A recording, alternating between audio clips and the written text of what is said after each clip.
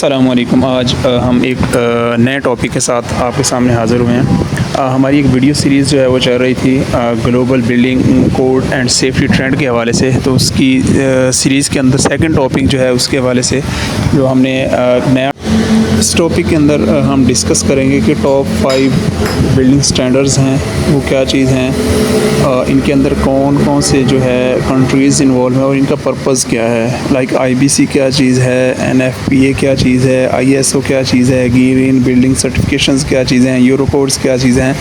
तो इनके हवाले से और इनके जो पर्पज़ हैं वो डिस्कस करेंगे। तो बढ़ते हैं हम अपनी पहली स्लाइड की तरफ। IBC इंटरनेशनल बिल्डिंग कोड, इसको बनाया है ICC इंटरनेशनल कोड काउंसिल ने for the safety of the buildings. इसके अंदर बात की जाती है पब्लिक सेफ्टी की, हेल्थ की, और प्रोवाइड किया जाता है कंस्ट्रक्शन स्टैंडर्ड्स बिल्डिंग के लिए, और क्रिएट किया जाता है यूनिफॉर्मेट अक्रॉस कंस्ट्रक्शन, और कुछ प्रिकॉशंस होते हैं सेफ्टी के हवाले से, और ऑल टाइप्स ऑफ बिल्डिंग्स को ये कवर करता है। वेदर बिल्डिंग जो है वो कमर्शियल हो, रेजिडेंशियल हो या इंडस्ट्रियल बिल्डिंग हो, तो ये तमाम तर बिल्डिंग्स के ऊपर इम्प्लीमेंट होता है। मिडल ईस्ट की जो कंट्रीज़ हैं वहाँ पे बहुत ज़्यादा ये इन है, और पाकिस्तान के अंदर या इस तरह की जो कंट्रीज़ हैं वहाँ पे भी इसको फॉलो किया जाता है।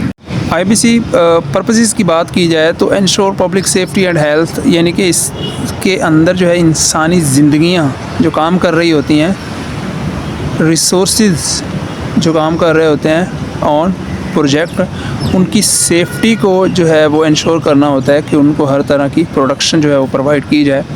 प्रोवाइड मिनिमम कंस्ट्रक्शन स्टैंडर्ड्स, यानी कि इसके अंदर जो है वो इस चीज़ को भी इंश्योर किया जाता है कि कंस्ट्रक्शन के स्टैंडर्ड्स जो हैं वो कितने हैं। लाइक डोर की मिनिमम हाइट कितनी रखनी चाहिए, फायर एग्ज़िट कहाँ पे बनाना है, वेंटिलेशन कितनी और कहाँ पे छोड़ी जाए, रूम का स्टैंडर्ड साइज़ कितना होना चाहिए, रूम के अंदर डोर और विंडो की जो तादाद है, क्वांटिटी है, वो कितनी होनी चाहिए।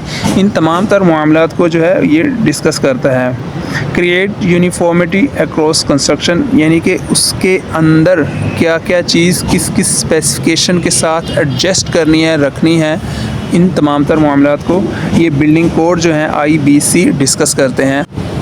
सेकंड जो मेजर स्टैंडर्ड है वो यूरोपियन कोड है। 1990 से लेके 1999 यूरोपियन कमेटी स्टैंडर्डाइजेशन ने इन कोड्स को लिखा, और तमाम यूरोपियन कंट्रीज़ के अंदर ये इस्तेमाल होते हैं।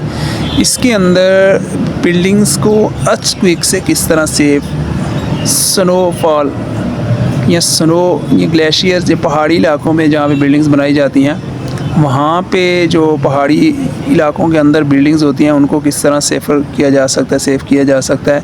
इन तमाम तर मामलात जो होते हैं उनको डिस्कस किया जाता है। और इसके अंदर इसको बनाने का पर्पस क्या था वो हम देखते हैं कि इसको बनाने के जो मेजर रीज़न थे वो क्या क्या हैं। ये यूरोपियन कोड जो हैं स्ट्रक्चर सेफ्टी के लिए बनाए गए थे। Protection from collapse under all load condition, यानी कि जो लोड बेयरिंग बिल्डिंग्स होती हैं, स्ट्रक्चर्स फ्रेमवर्क पे काम कर रही होती हैं, उनको जो हाई राइज बिल्डिंग जिनको कॉल किया जाता है, उनको किस तरह सेफ़ किया जा सकता है कि वो बिल्डिंग के अंदर कोई बीम या कॉलम या बिल्डिंग कहीं से क्रैक ना करे, कोलैप्स ना करे। फायर सेफ्टी पे बात की जाती है। इसके अंदर अर्थक्वेक रेजिस्टेंस होती हैं, wind and snow load stability against climate effects.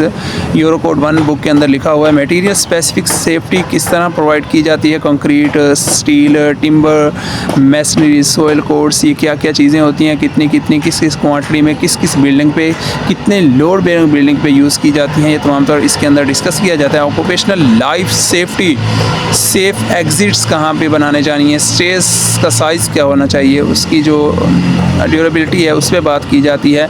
Disabled accessibility, यानी कि कोई माजूर अफराद अगर किसी बिल्डिंग के अंदर एक्सेस हासिल करते हैं, जाना चाहते हैं, तो उनके लिए किस तरह का रैंप बनाना चाहिए, किस तरह की स्टेयर्स बनानी चाहिए, उस चीज़ पर ये बात करती है। इसके साथ ही इसके अंदर देखा जाता है design reliability, load bearing building है, किस तरह की बिल्डिंग है, euro standardization, one code across all euro for all project.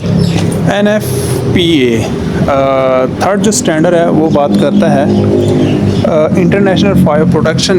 National fire protection association है जो इंटरनेशनल फायर स्टैंडर्ड्स जो हैं वो क्रिएट करते हैं, बनाते हैं, और ये हर तरह की बिल्डिंग पर इम्प्लीमेंट होते हैं, वेदर वो कोई स्कूल हो, हॉस्पिटल हो, किसी भी तरह की बिल्डिंग हो, कमर्शियल हो या इंडस्ट्रियल हो, उसके लिए ये इंटरनेशनली तौर पर फायर प्रोटेक्शन सिस्टम जो है वो बनाते हैं।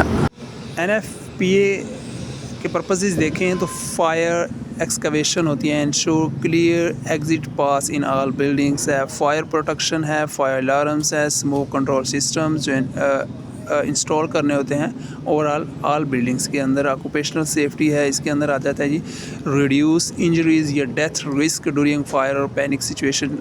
कहीं पे कोई इस तरह की इंसिडेंट हुआ है तो ड्यूरिंग वर्क जो है उनकी लाइफ को किस तरह सेव करना है।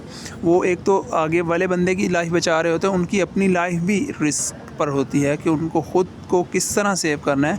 NFPA उसकी बात करता है। बिल्डिंग यूज़ बेस्ड रूल्स हैं, special rules for hospitals, schools, hotel etc।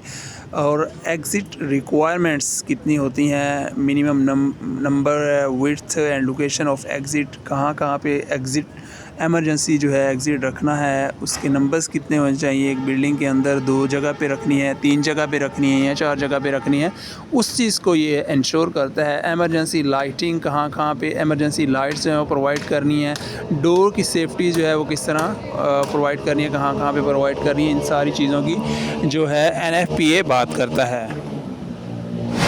ISO point number 4, इसके अंदर बात करेंगे हम इंटरनेशनल स्टैंडर्ड्स जो हैं वो किसके लिए बनाए जाते हैं। इंटरनेशनल ऑर्गेनाइजेशन फॉर स्टैंडर्डाइजेशन ये किस चीज़ के लिए स्टैंडर्ड बनाती हैं, तो बेसिकली इसका पर्पस होता है कि फूड सेफ्टी को किस तरह इंश्योर किया जाए, प्रोजेक्ट मैनेजमेंट के अंदर कौन से रूल्स को फॉलो किया जाए, कंस्ट्रक्शन प्रोजेक्ट चल रहे हैं तो उनके अंदर सेफ्टी को किस तरह इंश्योर किया जाए।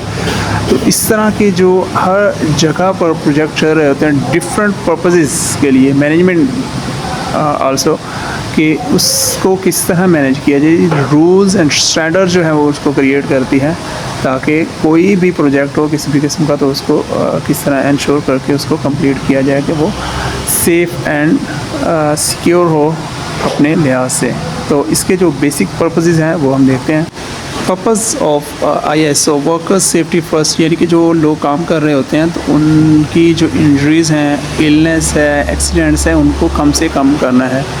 और हैज़र्ड आइडेंटिफिकेशन, यानी कि कोई कहीं पे किसी तरह का कोई स्पोर्ट डेंजरस एरिया है, स्पोर्ट है, पॉइंट है, उसको हाईलाइट करना है बिफोर हार्म।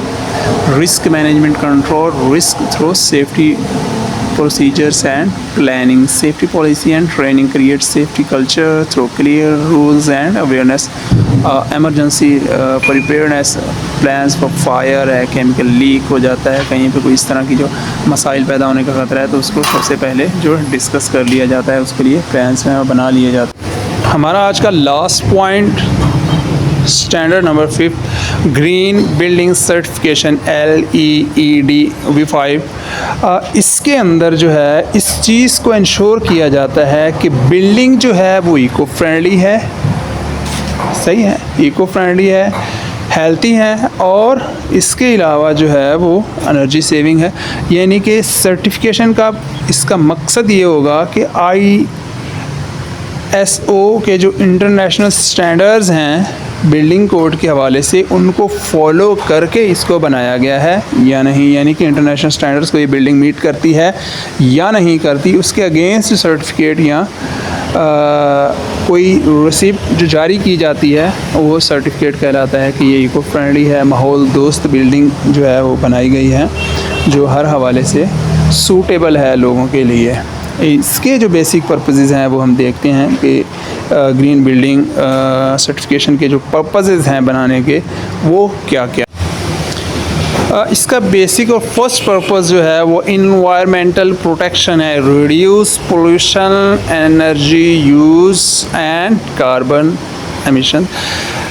इसके बाद सेकंड पॉइंट जो है वो एनर्जी एफिशिएंट है, लोअर इलेक्ट्रिसिटी या गैस यूजेज, यानी कि एनर्जी को किस तरह ज़्यादा से ज़्यादा सेव किया जा सकता है। वाटर कंजर्वेशन है कि पानी को किस तरह सेव किया जा सकता है, या बिल्डिंग्स के अंदर रीफिल्टर प्लांट जो हैं वो किस तरह इंश्योर करवाए जा सकते हैं, बनाए जा सकते हैं और उनको पानी को दोबारा जो है वो किसी भी पर्पज़ के लिए यूज़ किया जा सकता है। Healthy indoor environments, fresh air हो, low toxic materials, day lights access हो, तो ये चीज़ें जो हैं वो इसको मज़ीद जो है वो स्ट्रॉन्गर करती हैं रेदर दैन अदर जो है वो स्टैंडर्ड्स जो हैं। तो ये कुछ स्पेशल स्टैंडर्ड जो हैं बिल्डिंग को मज़ीद एनहांस करने के लिए बनाए जाते हैं। तो आज की वीडियो हमने देखा कि कौन कौन से जो हैं वो 5 टॉप स्टैंडर्ड्स हैं।